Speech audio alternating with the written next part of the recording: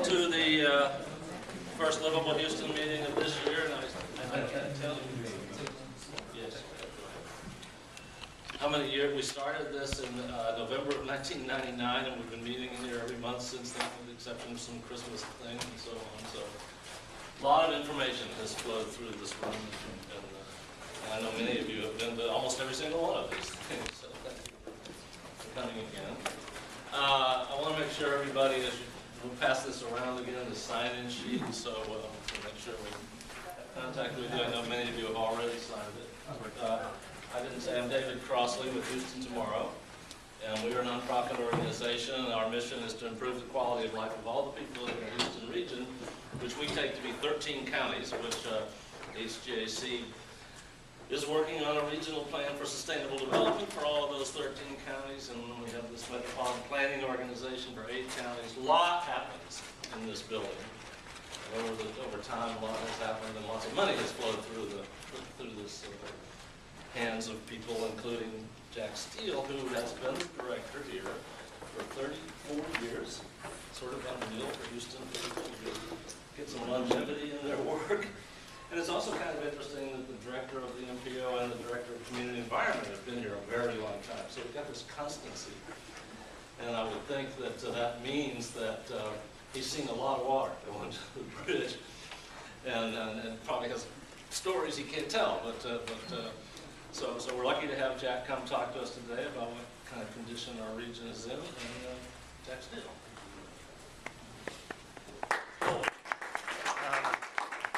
One thing, I want to welcome Councilmember Oliver Pennington from the city of Houston here, and 2 of my board members, Ken Bucer and Janet Rediger from Houston Tomorrow. So,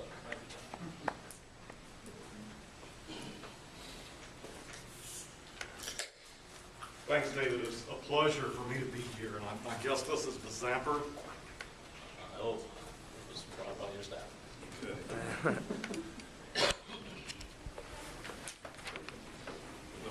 The remarkable thing about this technology is that each and every one of these things is different. No 2 are the same, and if you go around making speeches, you get to see all various permutations, and you've got to relearn each time you do this. I'm sure I will learn by error as I get into the presentation. I'm delighted to be here since we share so many interests in common and work on so many issues as they emerge and take the spotlight, and then we go on to other things over a period of time.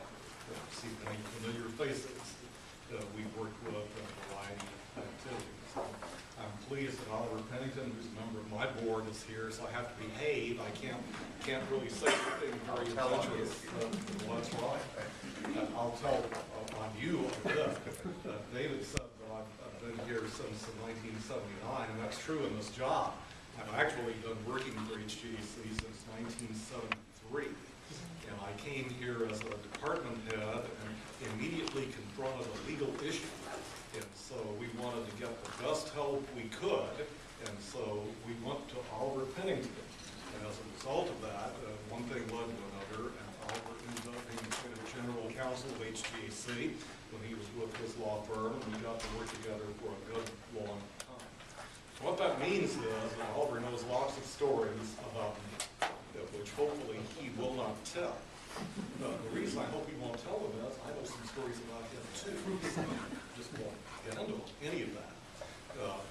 But David, you're right. We've had some good longevity in this organization, longevity in the board, longevity in the staff, longevity in some of you who have participated with us for a good long time.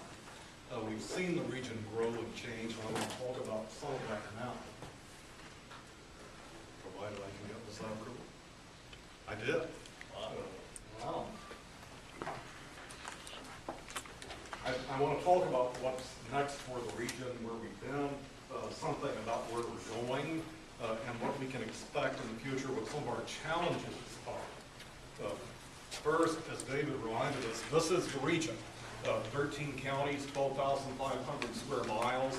That's just slightly less than the population of the Netherlands, to give you an idea.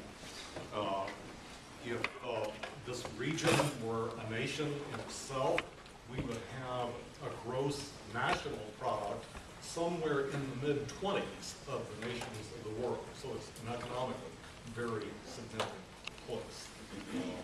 Very diverse region, as you know, one of the greatest cities in the nation, a great city of the world, but also some relatively pristine rural areas, which were all a part of the economic, demographic, and geographic mix that create a diverse environment that will allow people to do just about anything they want to do here, as long as you don't want to subsidy. I want to look with us for a moment, though, as we focus on what the region is like, where the region has been. I want to first start with Houston annexations. This is Houston in 1940. That's ancient history as far as most of us are concerned, but it's downtown and the Montrose area in the east end, and then that strip on the ship channel. So that's all there was as the Second World War started. Now, this is Houston in 1950. So the city had begun to fill in, and it comprised most of what was the area inside the loop and just a touch in some areas outside the loop. 1960, noticed that the Lake Houston area has been added now, and it's a much larger place. We've seen exclusions of some of the enclave cities and some other exclusions as well. But it's beginning to look something like what we're used to. 1970, the airport area was annexed as we looked forward to developing Bush Airport. 1980, further annexation.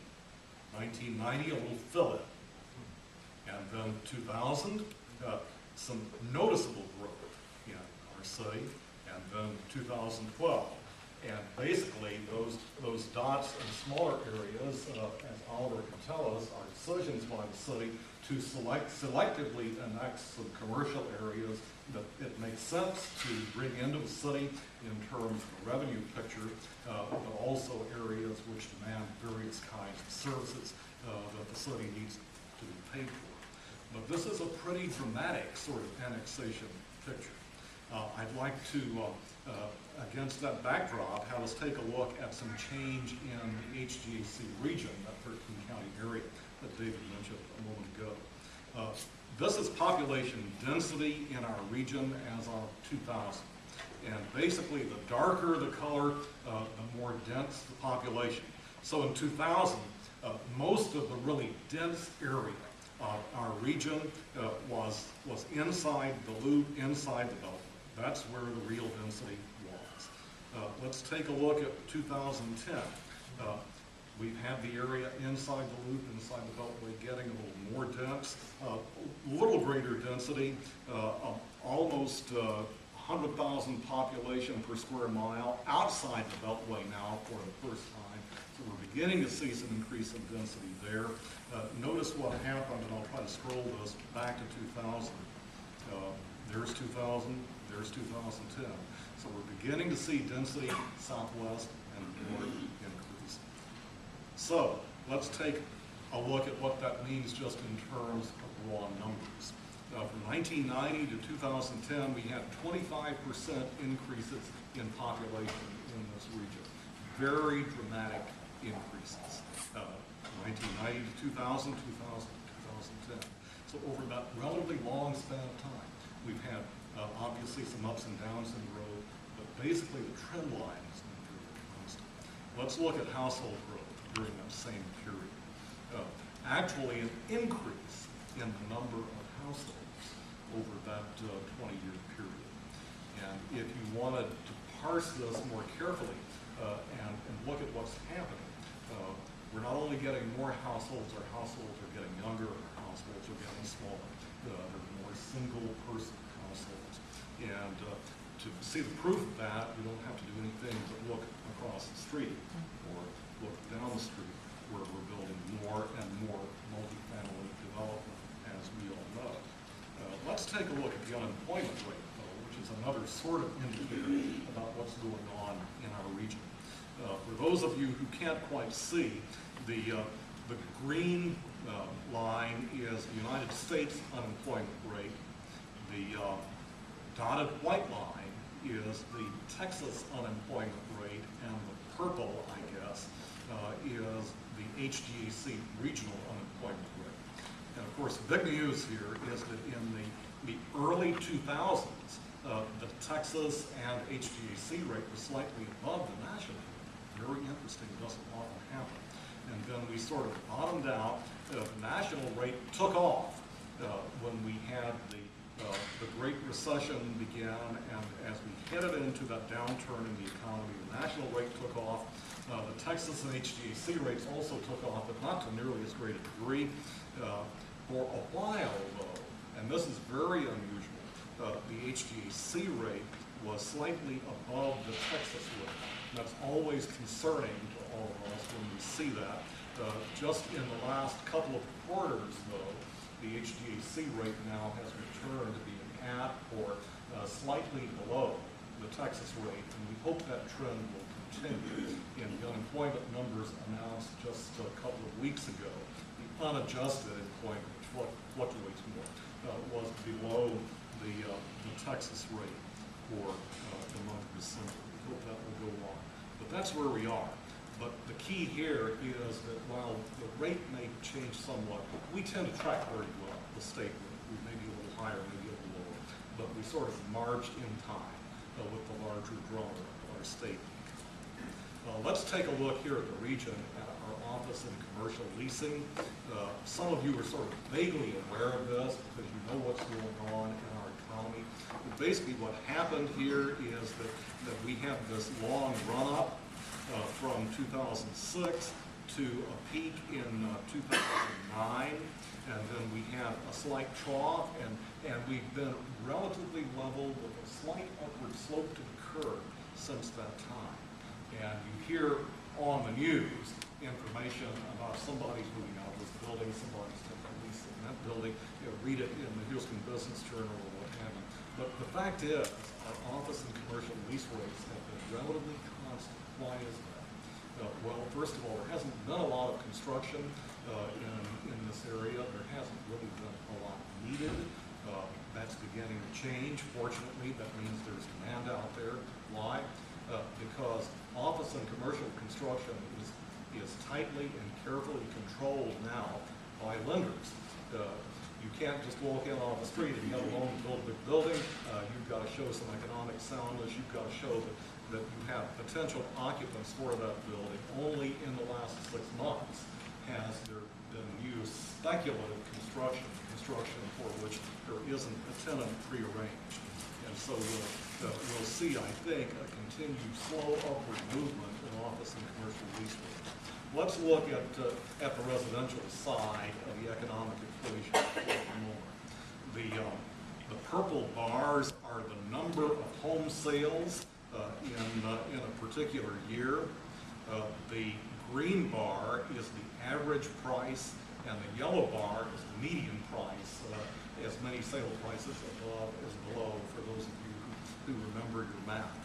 And as you can see, we had the historic peak so far in terms of home sales in 2006. We then began to come down as the national and state economy came down, and then started back up again in 2011, 2012, a sharp upward tick. And those in the real estate community say that there just aren't enough homes out there for people to buy. Inventory, as they put it, is short. We had an illustration of that across the street from us. Our neighbors decided to sell their houses on the market for 2 days. So if any of you want to think about moving, this might be the time. Don't know what the price was. Let's take a look at another facet of what's going on in the region, and that is apartment rental rates and occupancy rates. The purple here is the occupancy rate. The green line is the rental rate. Now, it looks like there's really been a lot of up and down in the occupancy rate. Truth to tell, the scale is a very fine, and the bottom in occupancy in this time period was about 86.5%, and the peak in occupancy was 92%. So there hasn't been some movement up and down, but within a relatively narrow range. The other thing we see here, of course, is that rental rates have been slowly trending upward in really a very nice way. Why is that? How are their rental rates so stable even if we've had that kind of up and down in occupancy? Well, very simply, we've had up and down in occupancy, but again, in a very narrow range. But the low is still a very nice occupancy rate in the apartment industry nationwide. The high is really an excellent occupancy rate in the apartment industry nationwide. So that means that demand and supply are relatively well balanced, and really what's driving the upward rates are occupancy costs, and here again, the fact that lenders don't just lend money to you to do a multifamily project unless you can show that there are demand drivers out there. So here again, the lenders are helping us by not letting us become too exuberant in the Houston market as some did in the 1980s. Housing starts, this is something we hear a lot about. Here again, peak in late 2005, early 2006. We really sort of went off the cliff down to 2008 as the economy began to change, and now we're coming back up.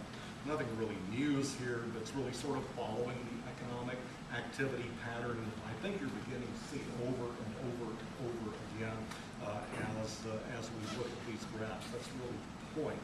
We really have a sort of a nicely integrated pattern of economic activity in this region. But I think the question for all of us, given what we're all concerned with, is this a sustainable picture? We've had really tremendous growth, and if I had more time, I would do some comparative slides about growth in this region and in other regions. We are the fastest growing region of our size in the United States. We are one of the fastest growing cities in the United States, and certainly the fastest growing city of our size in the United States. There's some that are growing faster, but they're not the size we are. And so the question is this sustainable? This is what we're projecting in terms of population growth in our region. From 2010 to 2020, about 21%, from 20 to 30, 16%, from 30 to 40, 15%. Well, you say growth is slowing down. Well, yes, it is. Bear in mind that those are smaller slices of ever larger pie. These are very healthy growth rates. Now, I've argued, though, that these kinds of growth rates, as compared to 25%, 25%, 35%, are growth rates which we can more easily accommodate than that kind of tremendous growth in the sort of large urban region that we have. So depending upon how you look at it, if this is a cloud, it's a cloud with a silver lining, because it means that we're going to be having growth rates that historically large urban regions have been more easily able to manage. Let's look at projected household growth. And again, we've seen some of these numbers before. We've had household growth in the 20s. We're projecting that to continue in this decade up through 2030, and then household growth beginning to decrease somewhat. But again, you're going to see us with becoming a region of relatively smaller households and a region which will demand more diversity in terms of the housing stock than some parts of our region have been demanding in the past. I met recently with a member of city council in one of our suburban cities that has had just fantastic growth, but it's now in the midst of debate about what its housing stock ought to be in the future and what the city ought to be doing from a policy perspective to encourage what they do want and disencourage what they don't want. And inevitably, when that sort of debate comes up in cities, the first thing that gets debated is multifamily. And that city is heavily debating multifamily. And as this council member said, what we're really debating is whether or not our children will be able to afford to live in our city if they want to come back home after they get out of college. And that's really true, because it's nice to say in a community that we want a community of large lots and big houses and a swimming pool in the back and the kids riding across the school. What that means is that increasingly you're going to have people who are over 35, you're going to have high-income people, and you're not going to have any young people in your community. Why? Because they can't afford to live in it. And so that's the trade-off that some cities now in our region are beginning to think about and beginning to realize that well-planned, carefully coordinated multifamily development has a place in just about every community. All will come out there, but I think more and more will, because it's just what the market is demanding, particularly the market of the younger generation. Well, what are some disruptors on the horizon? Something we all ought to think about. What would change this picture that I've been talking about? Well, the first obviously is national and world uncertainty. We are an international city in every sense of the term. And so if something changes about the world economy, if something changes about the world's geopolitics, that could be a significant disruptor of all of these scenarios.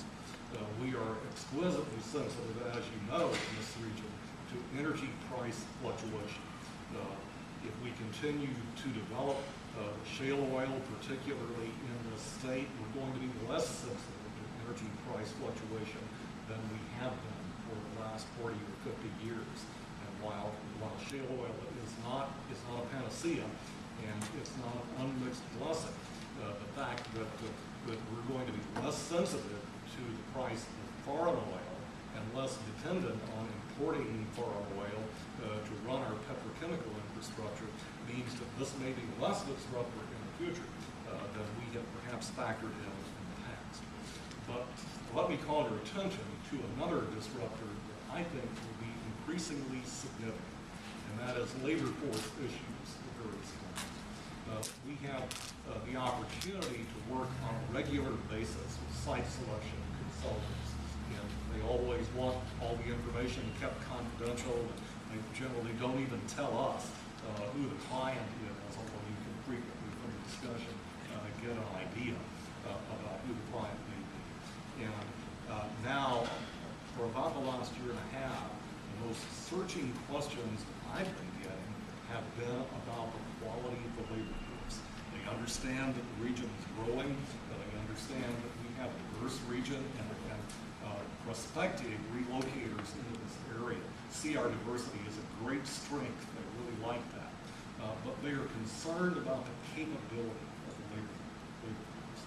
One of the things we do, at least every other year, is to issue what we call a workforce report card. As some of you may know, we are the regional workforce agency here, and that program which we sponsor is called Gulf Coast Workforce Solutions. If you're not familiar with that, I would direct you to that section of our website. I think you'll find it interesting. But we issue a regional workforce report card, and we benchmark ourselves against other competitive areas here in this country. We're starting to look at other countries as well, because we're increasingly competing in a world market for all sorts of relocations, and we need to understand where we are. We do pretty well with other United States areas, not perfectly, but interestingly enough, over the period of time in which we've issued the report card, we've gradually begun to come up. And we don't just publish the report card and try to take it around the education community and say, you need to know where we stand, and you're a vital part of us. There may be some things you can do to help improve us.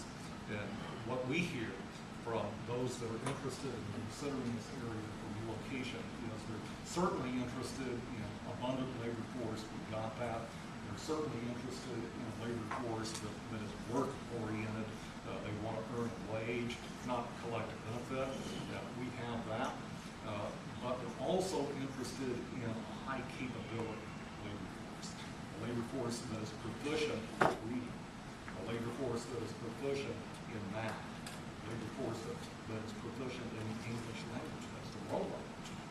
A labor force that understands what it means to have flexibility, that doesn't just clock in at 8 and clock out at 4:59 or whatever it may be, but can flex with the needs of the marketplace.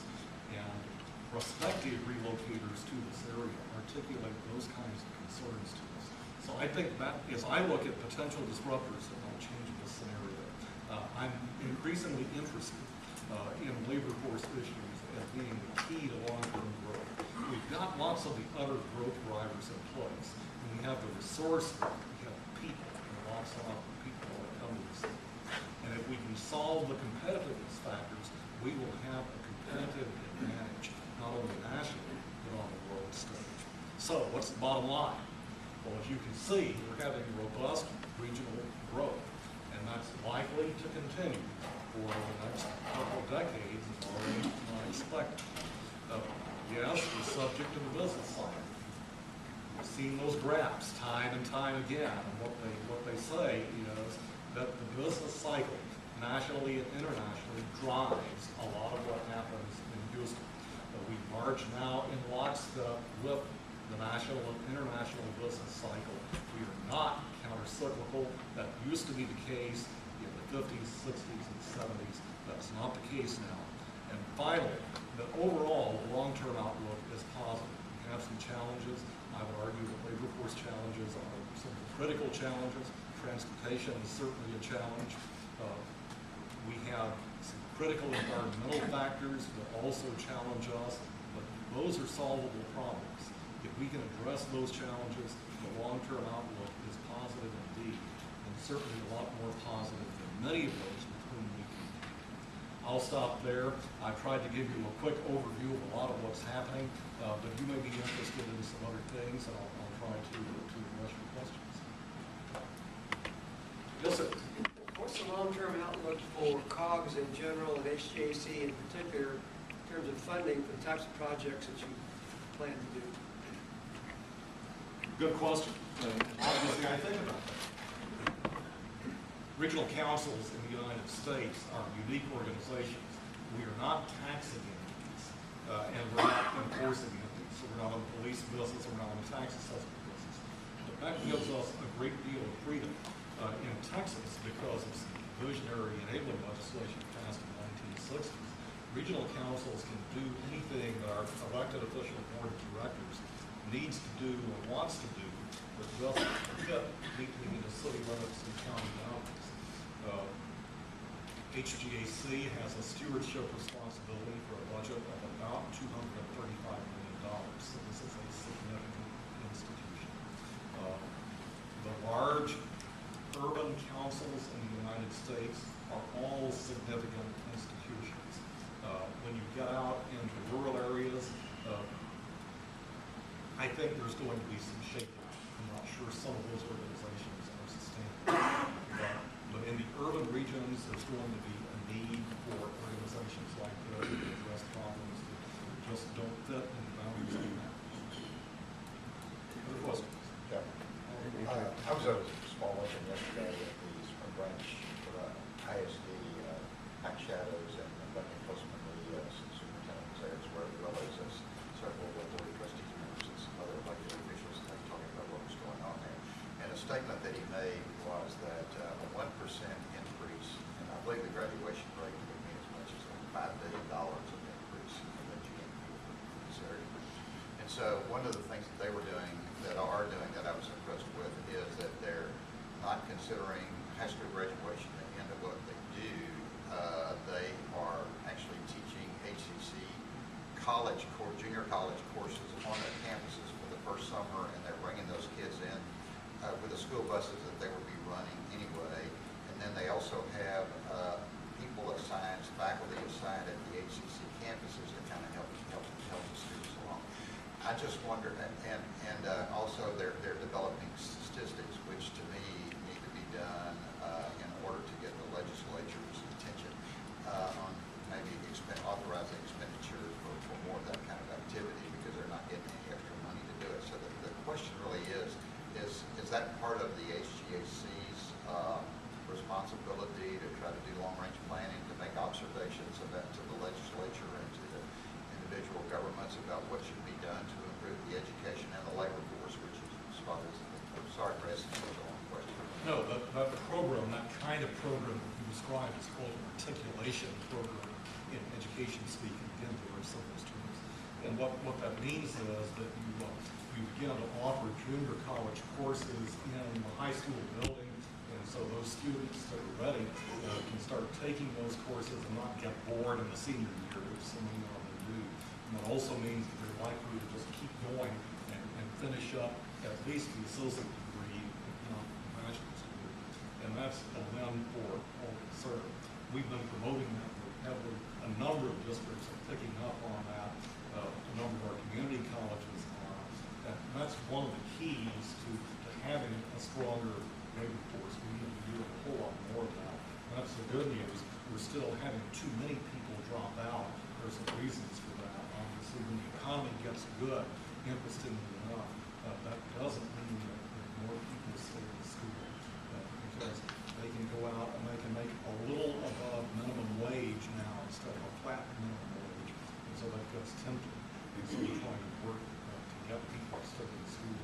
One of the big problems, though, is this tremendous controversy we have at Austin now about the worth of that candidate, the worth and value of public schools.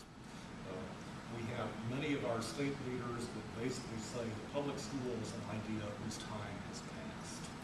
And that the public schools are not going to be able to meet the education needs of the future. Just out of curiosity, how many here are graduates of the public school system? Exactly. All of us are. And yes, there are more choices out there than there used to be, but the fact is, for most of Texas, the key is going to competitiveness in the future is going to be the public schools. In urban areas, there will certainly be school choice in a lot of areas. And I've been concerned, frankly, about some discussion that we're having in Austin about, well, we've finally gotten some of the fat out of the public school system, so we're not going to appropriate any money because they'll just get fat yet. We'll just leave them where they are, maybe they'll do something like that. That's, I think, in terms of competitiveness and possible disruptive situation, a very dangerous thing. Productivity problems, I'm sure there are, but we've got some productivity challenges here. That doesn't mean we stop supporting the public schools. That's the key to the future. Hope I addressed that to some. Do you have some committees that are actually We do. working together? We do. And they have a graduation rate of over 90% out there, Yes. whereas HISD, I think, is around 50. Yes. Seems like to me it'd be good for HISD to talk to, and it's a very diverse school district, and not a high, part of it is high. And we are presenting that kind of period of information to the education leaders in all of the districts. We meet with them regularly, and we show them how they stack up against each other and how they stack up against the competition nationally, internationally. Right. Because there are things that can be done. Others have done it, we can do it too.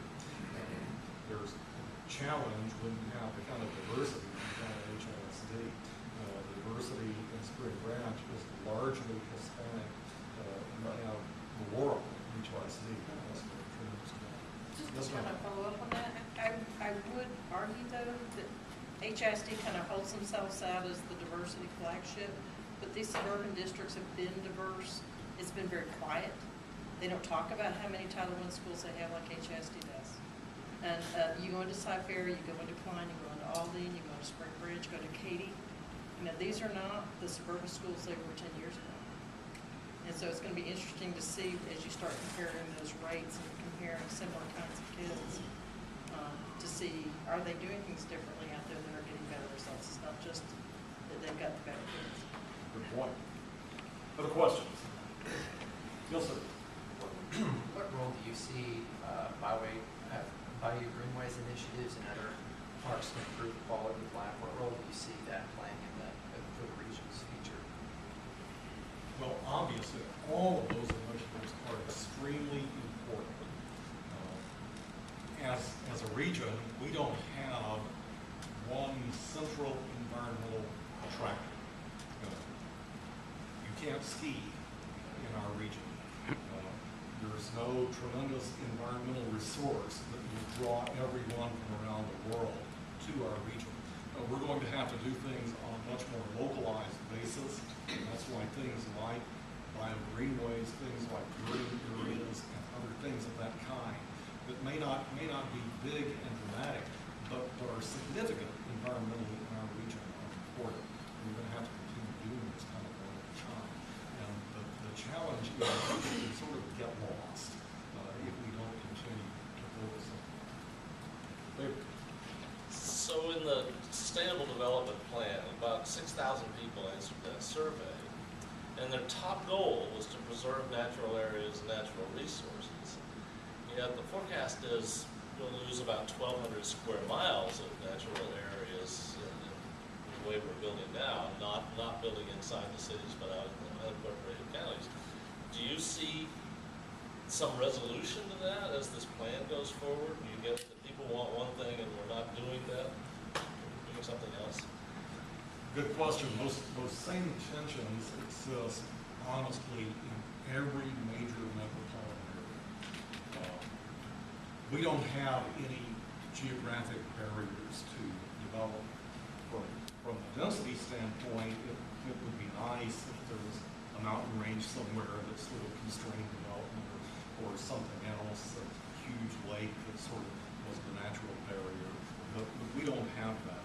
And so any density constraint is going to have to be an imposed constraint. That has not historically been a pattern in this area. The other thing that's happening, of course, is that we have become a true multi-activity centered region. Downtown has lots of jobs, but it's really only about 7% of the jobs in this region. That's significant. But we have lots of jobs in many areas. That's likely to continue because, frankly, everybody doesn't want to drive downtown and go to work, or drive to Midlands to go to work, or drive to Boston to go to work. We are going to be a multi-activity centered region. We are beginning to see within those activity centers increases in density. And I think that will continue. Houston now, as many of us know, is a majority multi-family housing jurisdiction. I think it is developing. We're beginning to see other increases in density in some of our suburban areas. And as I mentioned to you a moment ago, communities are having these discussions about do we really want to continue this development pattern of large lots and big houses, or do we want to offer some options? Because some of their location prospects are saying, gee, not all of our workers want that, and can to do something so that our workers can live close to the office and provide some diversity. So I think this will come. I should have clarified a little bit. One of the things it's the policy to expand out, and that choosing to build a road at the edge and then build another one at the edge is choosing to do development outside the towns and cities and let them just fend for themselves. Well, that's the what policy is basically, TxDOT is, the TxDOT by policy encourages economic development. And as a public policy of the state, is that a good policy? Well, we could debate that most of the afternoon. But when you have growth of the size that we are having, it's going to be very difficult to do that within the footprint of the jurisdictions that exist. We're beginning to have more filler, and that's good. But I'd suggest to you that what we are seeing is really just a version of what many other significantly growing areas are seeing as well. And there are some areas of the country that have done better than we have done in terms of encouraging density. That's because they have some barriers. That's because their development style basically has the infrastructure done by the local government itself, and its financing ability constrains the availability of infrastructure. We do it through districts here. That means that those that cause the development pay, those of us who are here now don't pay. So there are pluses and minuses in that. But even in some areas that have constrained development a lot and have significantly increased densities, such as Portland and such as the greater Washington, D.C. area, what we now see is that development has leapfrogged those jurisdictions and gone further away. Same thing in the greater Bay Area in California. And we have people driving an hour and a half, 2 hours to get to their job in Silicon Valley. We have people driving 2.5 hours to get to their job in downtown Washington. and I could go on. I'm not sure there is a single magic policy answer that where everybody would be. It's got to be sort of individualized for each region. And even then, if the house price is dramatically lower another 30 minutes out, there are always going to be people who make that decision. In some cases, there is not. Other questions? Yes, sir. Yes, market sectors will be demanding the jobs, obviously oil and gas, construction, other industries, I've no doubt about identified them. Are you projecting the number of jobs that may become available, and how do we get the school districts to help prepare our children for those jobs? Because not every job is going to require college education, and not every child is prepared to take on that. Well, those market sectors that you have identified, key, of course, another key strength in this area is patient care in the medical sector, but also increasingly biomedicine as research begins to translate. We've not done as good a job here as some other regions have done. Boston area, Raleigh-Durham area, again, the Bay Area, but we're beginning to see some movement in that. And you're right, we need to be sure that the education community produces workers who can fill jobs that are available. One of the things we're doing, again, through our workforce program is bringing groups together in what we call industry work groups. And we try to get representatives of the education community together with employers. And we talk about what are your needs going to be in terms of numbers and qualifications and preparation of workers. 3 years down the road, 5 years down the road, 7 years down the road. That's forever for most businesses that encourage them to thinking about it. One of the problems that the education community has is that typically they are a long lead time. To start up a new program in a community college can take 3 to 5 years. Well, the man could have come, peaked, and gone before the community college starts up its program. And so we're talking to the education community about needing momentum. One of the things we can do is to put some money into that. And if they've got money, that can remarkably accelerate some things. But the approval process in some of that unduly slows down the nimbleness of our institutions. Jeff? What do you see as the future of mass transit here, given the population estimated growth? Great question. And obviously, we need more transit. We're going to have to find a way to finance more transit. That's a significant problem. One of the things I do at the beginning of every year is to do my own sort of personal transit inventory. We live about 2.5 blocks directly south of where we're sitting. If I decide instead of getting in my car and driving to work, I want to take the bus, and if the constraint is that I want to get on at a bus stop within a block and a half of my house, and I want to get off at a bus stop within a block and a half, it would take me 52 minutes as of January to get to work. If I get in my car, it takes me about 7 minutes. Guess which I do? And so we've got to change that. We have really good transit in some areas, but as compared to some areas that have been at this a lot longer than we don't have the feeder route infrastructure that it really takes to make broad area transit live. That's expensive. Development patterns, again, influence that. We've got the kind of densities that we have in a lot of our areas. It's very difficult to get that feeder infrastructure developed. We have looked with a number of leaders in this area. Metro's ridership over the last 5 years, and the ridership has not been positive, and that correlates with the fact that we are more prosperous now than we were at one time. People use their cars, but also correlates to the fact that because of what Metro's been doing, building the rail lines gradually over time, we've not had the growth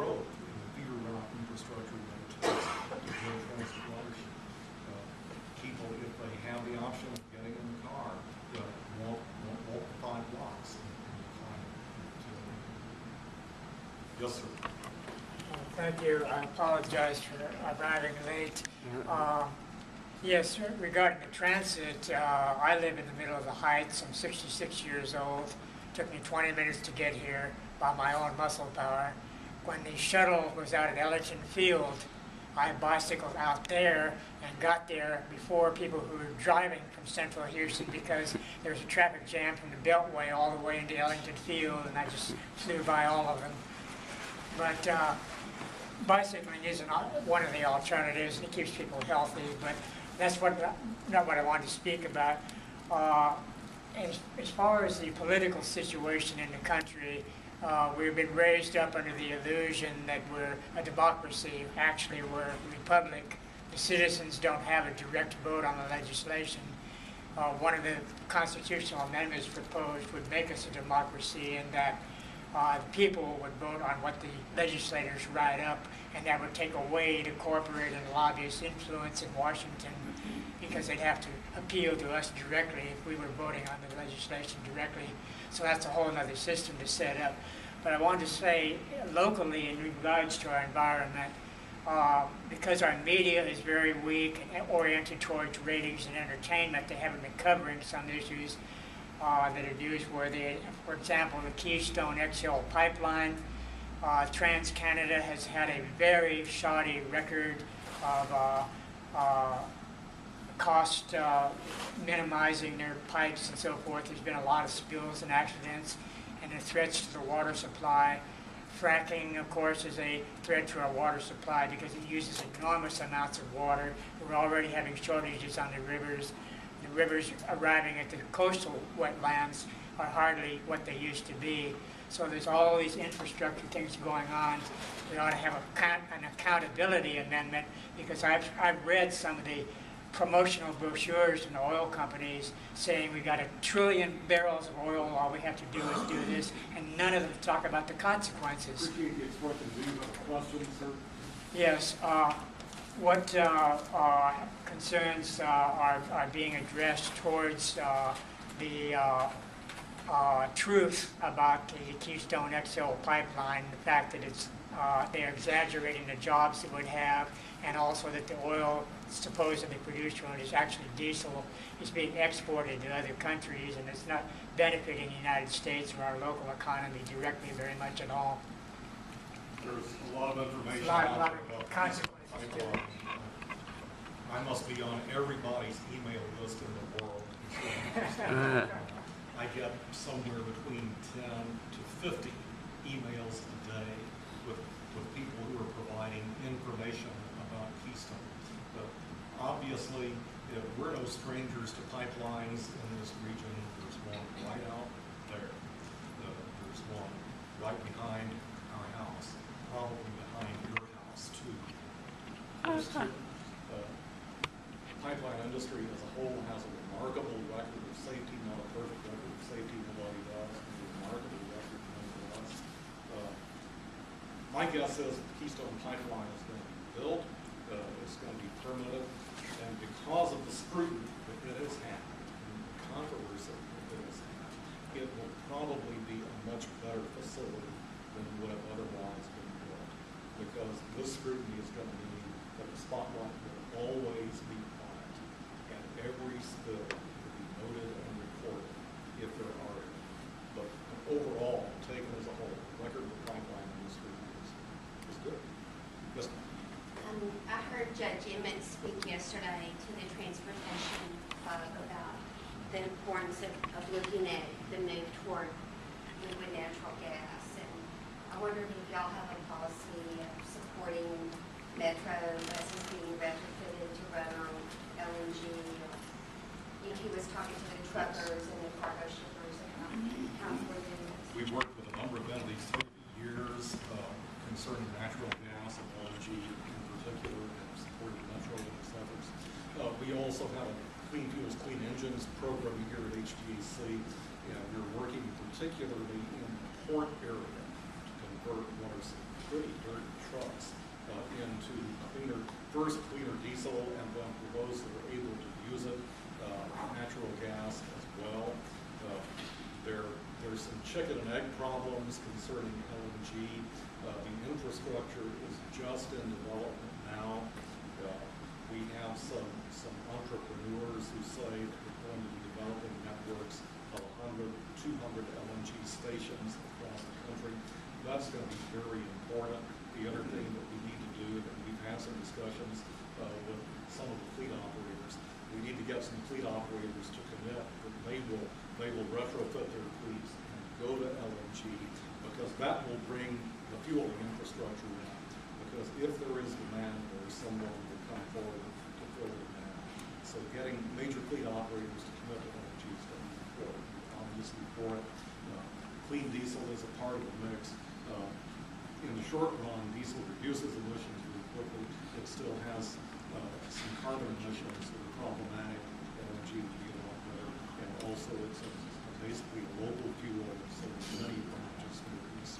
Hydrogen's also coming to the port. Tying into that, how are we doing as an area in regards to our air quality and our water quality? And I might throw in from that how we're doing in terms of flooding, preparations for flooding, as a general statement for the area. Well, gosh, that's another hour. That's another hour, I'm sorry, but just the highlights. Okay. Well, all of you probably watch the daily air quality readings just like I do. Depends a lot on the weather. When the weather cooperates, we can really do pretty well. When we have a bad weather year, we've had a couple of them, we're back in the ozone exceedance game. Over time, again, largely because of national level controls, we will solve the ozone problem. We just need to get more and more dirty vehicles off the streets, change out more engines. We're working on that. We've funded 200 engine change-outs in the last 3 months, and we concentrate on the dirtiest things that comes to emission. That's not going to be so much of a problem long term. What I'm personally concerned about are other pollutant categories that we have not given so much attention to.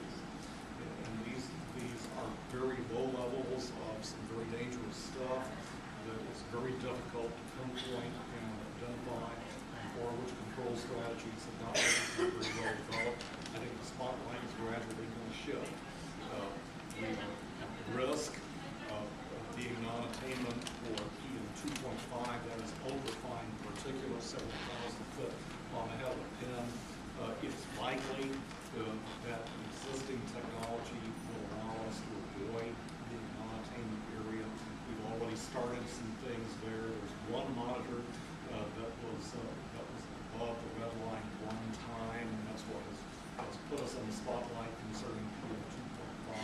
That was a monitor at Clinton Drive. It was over by the port. It was also by a section of roadway without a paved shoulders been paved. It was close to a parking lot, a shell parking lot, had some sand on the side, kicked up a lot of stuff. Parking lots that have been remediated to some degree. I think we may avoid that. But air quality is going to be a continuing challenge in this region. It's going to be a continuing challenge in every urban region just because of the kind of economic activity.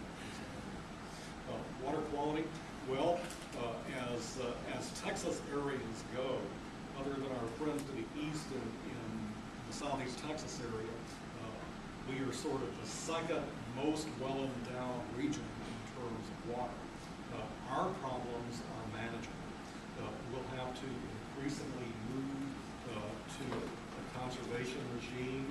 There'll be some grousing about that. There's a lot that can be done in terms of conservation. Fracking was mentioned a moment ago. There's a lot of research being done concerning the reuse of water in fracking. There's a long way to go on that, but that's got to come because we just can't continue to use that valuable resource if we're going to continue to frack, and that's another discussion. But we just can't continue to waste that resource.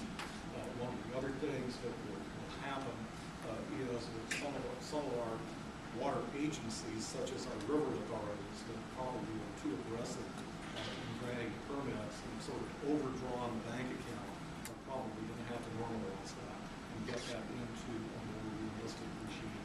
that's coming, that's beginning to happen on the Brazos, and it's beginning to happen on the Colorado as well. And when people start getting cut off, they will start demanding that the water stewards do the right thing. And I think that's going to happen. Flooding, that's honestly a solvable problem.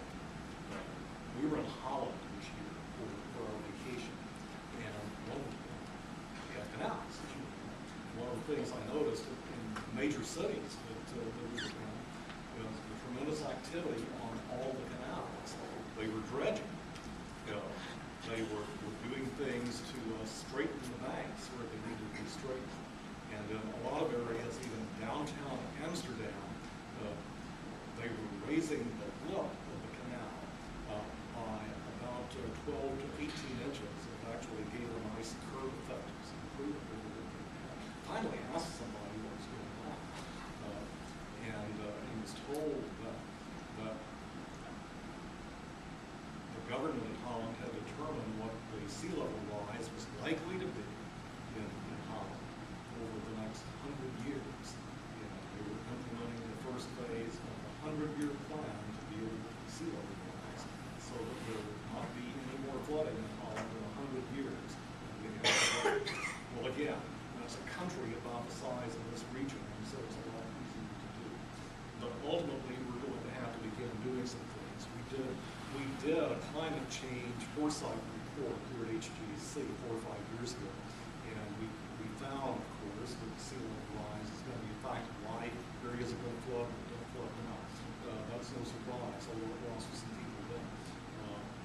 The key is, though, that this is a long-term problem, and if we invest in that long-term problem, there are solutions.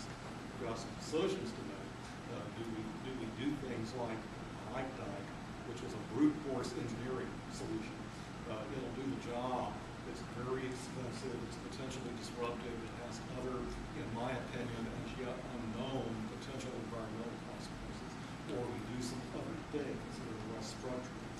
Those discussions have got to be had. They're not very far along as far as I'm concerned.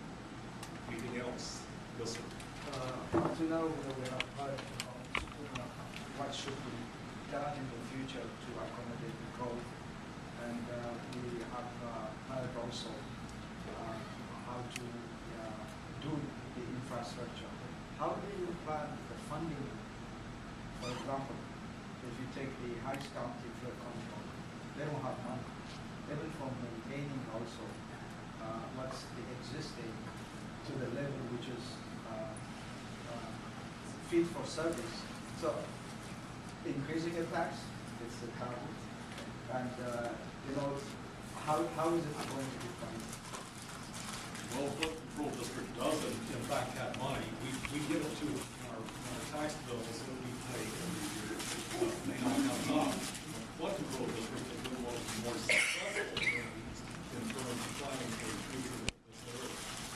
My major concern in terms of flood control is some other jurisdictions just beyond the borders of the area that are not large but don't have a tax basis, have very limited ability to finance the kinds of improvements that are going to be necessary. But the issues don't stop at the borders of our region. What happens across those borders affects us as well. And that's what my concern about funding a lot of things that we can do. Leave it with you. We can go whatever you need to. We can go until 1:30, or we can stop now. I don't think I heard from where it comes the money. For example, what I heard just recently, 2 days back, Harris County flood control had $50 million, which they say it's barely hitting the water. Okay. So where do we get? You need lateral or connected streets. You need the water and sewer, drainage. All these things are there. Somebody has to fund it. There is no fountain of funding. The money comes from us. And things like that happen to the extent that we as voters and taxpayers decide we are ready to pay the bill. And unfortunately, we've had a long period